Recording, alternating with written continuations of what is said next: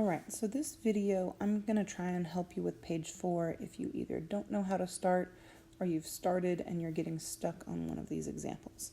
Now, all of the problems on this page are required and they're all assigned, so every single space should have a number or a notation filled into it.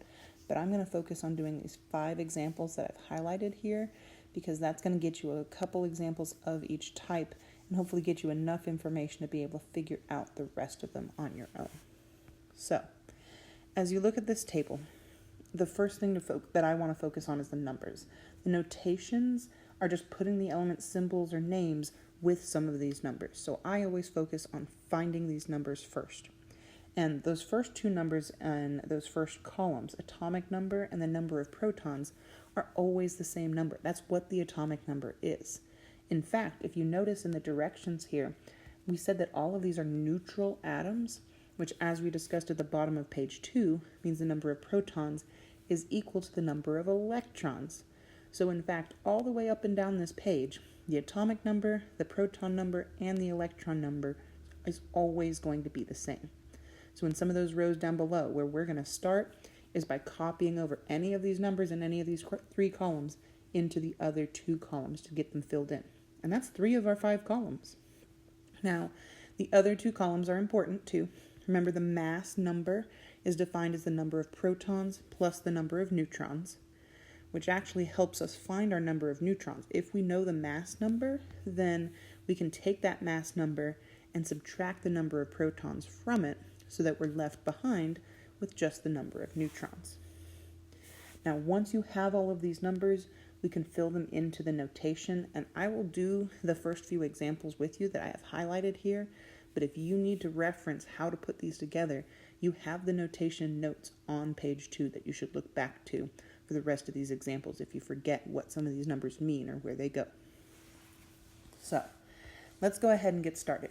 These first couple of examples give us the hyphen notation, and the only number we're really given here is the mass number.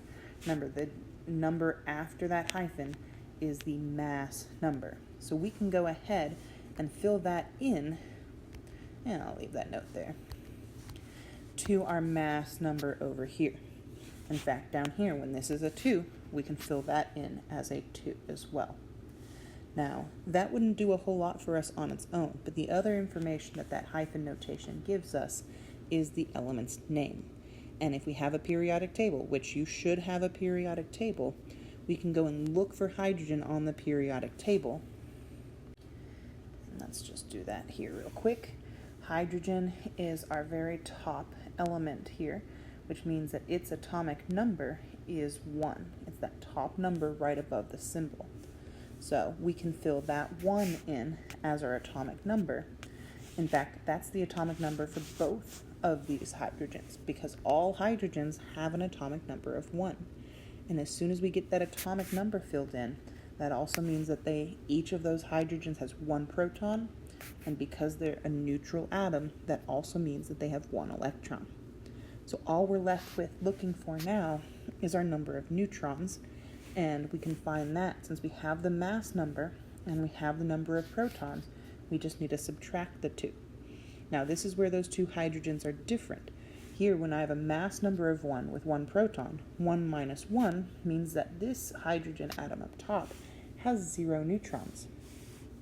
Our second hydrogen, though, has a mass of 2, but only one of that mass number is a proton. So if we do 2 minus 1, that means this hydrogen has 1 neutron. Remember the word isotope that we defined back on page 2? These are different isotopes of hydrogen, where they are the same element, but they have a different mass because they have a different number of neutrons. We've got another isotope of hydrogen right underneath that's going to be very similar to this one. And then the uranium row should also be very, very similar to this one. But let's go ahead and put together the nuclear symbol. This is not just the element symbol. Remember, the nuclear symbol has our mass number on top above the atomic number. So now that we have all of our numbers, we just need to take the symbol from the periodic table, put the mass number over the atomic number. For our second hydrogen, the symbol is still H, but this one's mass number was 2, but its atomic number was still 1. Remember, we do not write lines between, this is not a fraction of a hydrogen atom. This is the nuclear symbol, where each of these numbers in the corners have meaning. So, do the same kind of thing with hydrogen and uranium, and then we're going to look at this potassium atom. K is potassium, and this one isn't honestly going to be too different. We're actually going to start by pulling these two important numbers here. Remember, the mass number is that top number, so we can pull that over, 43, and then that bottom number is our atomic number, which we know also represents our number of protons, and as long as we are neutral, that's also equal to my number of electrons. So we are still left behind with just one space to fill in. Sorry, that's not a zero. We're just trying to find our number of neutrons, and we can take our mass number minus our number of protons. 43 minus 19 gives us 24 as our number of neutrons. These two numbers should always add up to give us that total, and they do.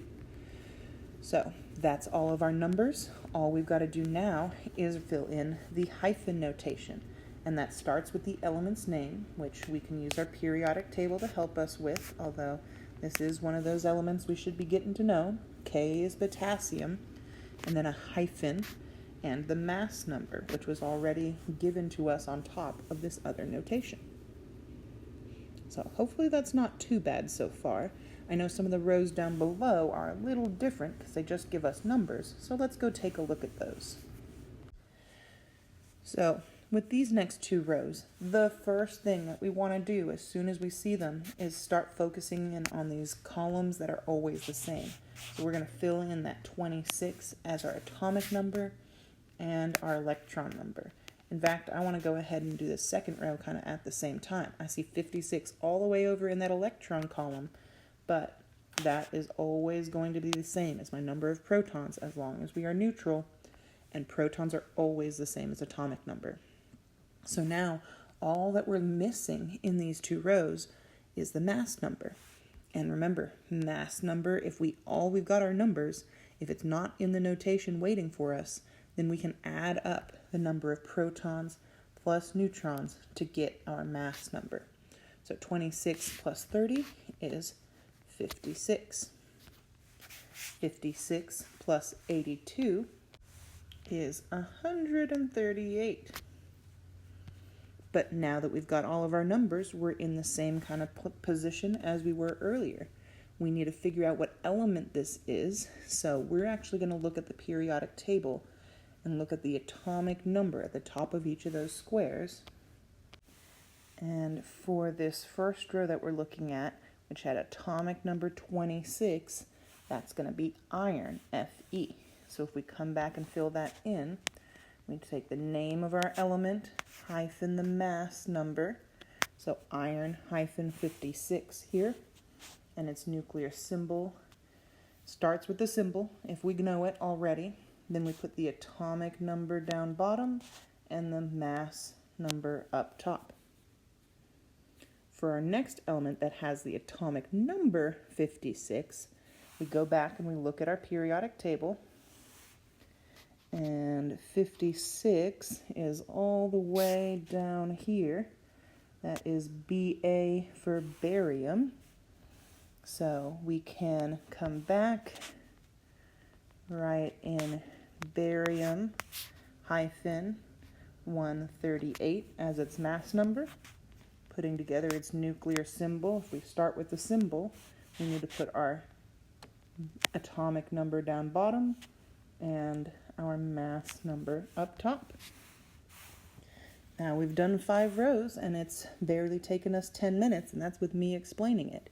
Keep in mind that these 2 rows are going to be a lot like those hydrogen rows we did up top, and even though these number rows have numbers in slightly different places than these number rows that we just did, start by filling in the numbers that are going to be the same. Start copying those numbers over into the other columns that you've got, and you're going to figure out that you can either just do some quick addition or subtraction, and you're going to get all your numbers real quick and easily.